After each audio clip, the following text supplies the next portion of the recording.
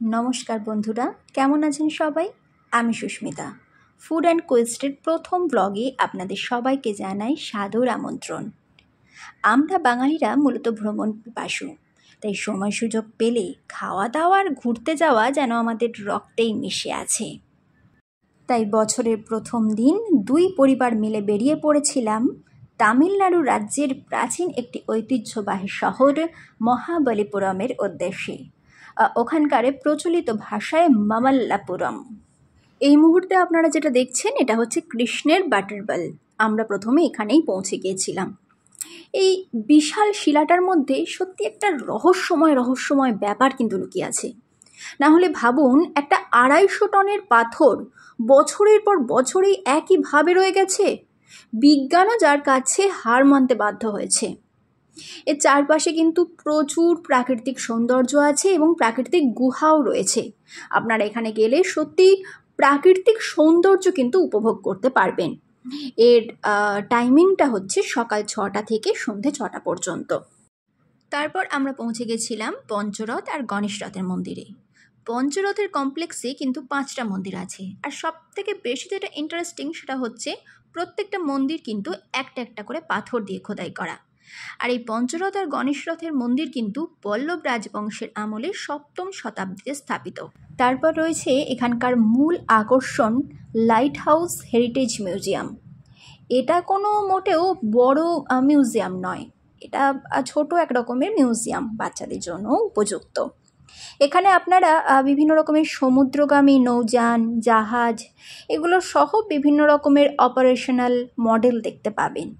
তাছাড়া আপনারা এখানে প্রাচীনকালের হাতে ধরা ডিভাইস, ঘড়ি, ফ্ল্যাশ লাইট, প্রচুর জিনিস দেখতে পাবেন।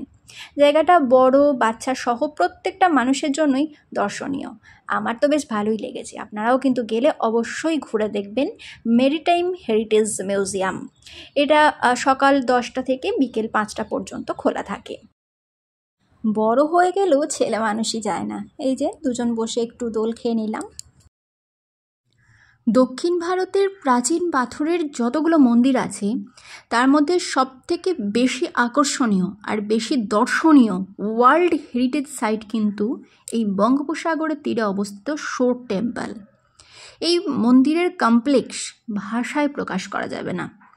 আপনি যদি একজন ভ্রমণ পিপাসু এবং ঐতিহাসিক ভ্রমণ পিপাসু মানুষ হয়ে থাকেন, তাহলে তো আমি বলবো যে মহাবলীপুরমের শোর টেম্পল আপনি অবশ্যই ঘুরে দেখে যান।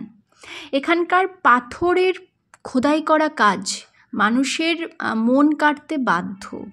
মানে প্রচুর ঐতিহাসিক জিনিস কিন্তু এখানে রয়ে গেছে। সারা বছর অগণিত মানুষ কিন্তু এখানে আসেন। শুধু দেশ কেন বলবো, বিদেশেরও প্রচুর মানুষ কিন্তু এখানকার ইতিহাস দর্শন করতে আসেন।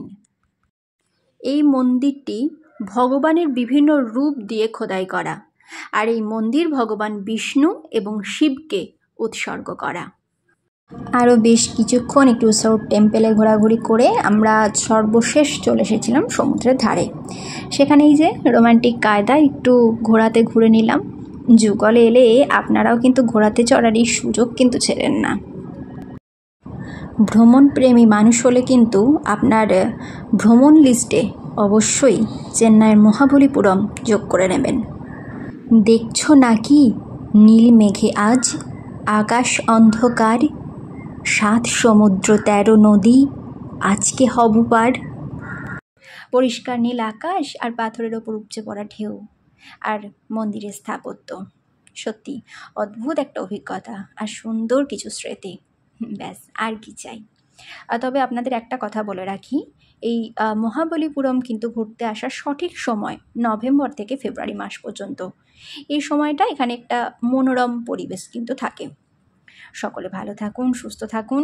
এইরকম বিভিন্ন ভিডিও পেতে চ্যানেলটি অবশ্যই সাবস্ক্রাইব করুন, আর ভিডিওটি ভালো লাগলে অবশ্যই লাইক এবং শেয়ার করুন। আপনাদের ভালো লাগাই আমার ভালো লাগা।